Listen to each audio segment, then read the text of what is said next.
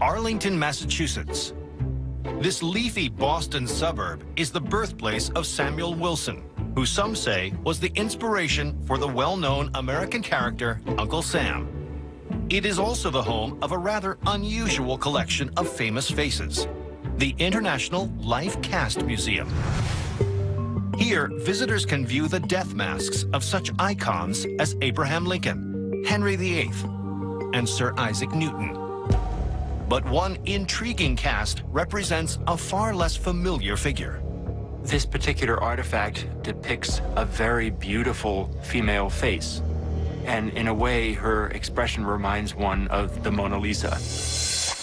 According to museum board member Pell Osborne, this beguiling smile conceals an amazing tale of an unlikely celebrity with an astonishing afterlife. The person behind this mask has had a rare gift. She's lived twice. Who is this woman? And how did she help save thousands of lives after her death? Paris, France, the 1880s. It's a beautiful day in the city as residents stroll the banks of the River Seine. But some are soon greeted by a terrible sight. There, floating in the river, is the body of what appears to be a young woman.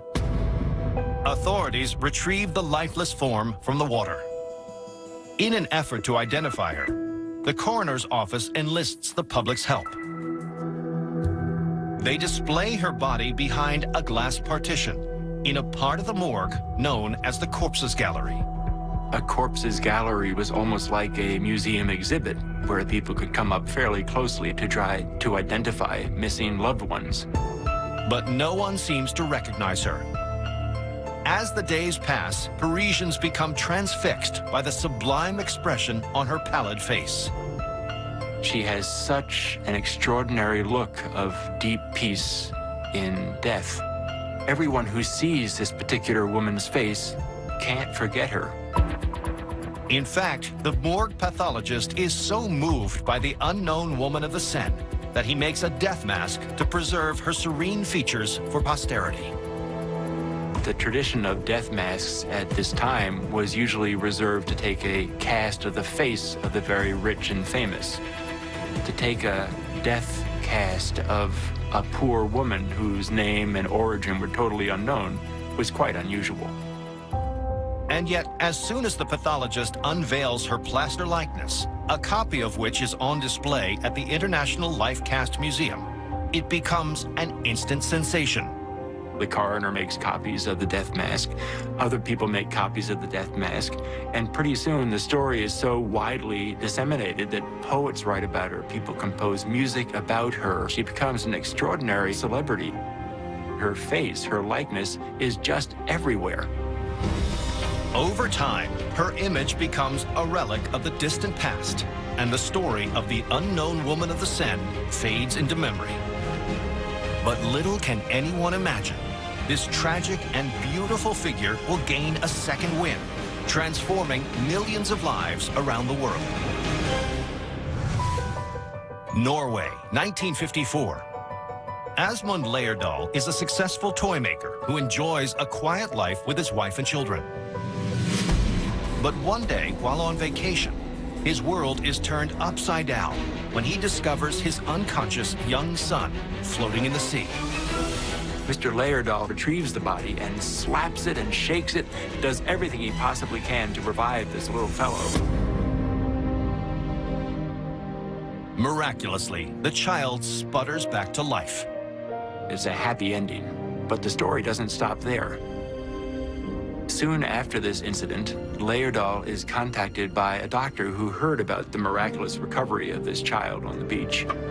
The man's name is Dr. Peter Safer. He tells the toy maker he's developing a method of reviving patients suffering from cardiac arrest. It's remarkably similar to the one Layerdal used on his son. The system involves pumping on a patient's chest and breathing into their mouth to restore oxygenated blood to the brain and heart. But the doctor explains that his method of teaching this new technique leaves a lot to be desired. The method that Dr. Safer is using actually involves using volunteers who are sedated so that people can beat on their chests and breathe down their windpipes. And that's when Layerdal realizes he can use his toy-making talents to help. Layerdal is thinking, how about if I make an actual dummy that people can work on? They can compress the chest. We could even have a face that they can breathe into to get a sense of how the whole procedure works.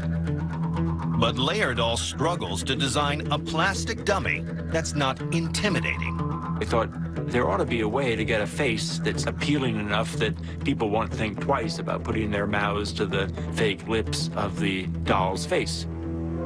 One day, his eyes fall upon a decorative item which belonged to his grandmother, the death mask of the unknown woman of the Seine. And he thinks, wow, that's an attractive face, non-threatening. Perhaps I could use that. Layerdal models his prototype on the serene countenance of this mysterious woman. And when the first dummy is put into service in 1960, it is well received. Volunteers find it very easy to work with, and it's a great success. Soon, Layerdal's model is used around the world to teach this revolutionary technique. To date, over 400 million people have been trained in CPR using the face of the unknown woman of the Seine. And today, at the International Lifecast Museum in Arlington, Massachusetts, this transcendent figure stands as a haunting reminder of a woman whose name will never be known, but whose influence is beyond question.